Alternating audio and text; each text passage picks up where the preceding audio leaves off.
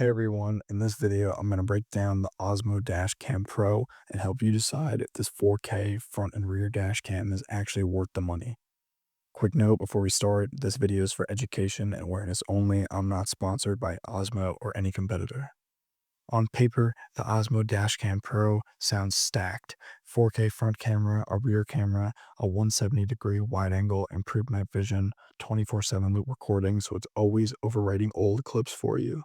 It's marketed as a compact, easy to install unit that can give you extra security on the road and insurance ready footage if something happens. In good daylight, you can expect clear, detailed footage from the front camera and decent coverage from the rear, but some of the marketing needs a reality check. Enhanced night vision still struggles on very dark, unlit roads. You'll get usable video, just not crystal clear movie quality. And yes, you can zoom in on plates in some clips, but it depends heavily on the distance, motion blur, and lighting. If a car is flying by in the rain at night, no dash cam is going to give you a perfect freeze frame.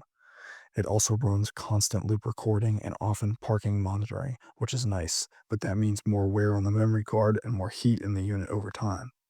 The price is usually shown as a premium device with a higher original MSRP and a big discount on top, which is a common marketing tactic in this category. Overall, the Osmo Dash Cam Pro comes off as a solid, feature-packed dash cam for everyday use. Just don't expect all the buzzwords like night vision, plate zooming, and insurance recognition to perform perfectly in every real-world situation. If you can get it at a good discount and you understand those limits, it can be a decent option among other well-reviewed dash cams. If you like this video, give it a like and don't forget to subscribe to Howard's How To's for more simple tutorials just like this.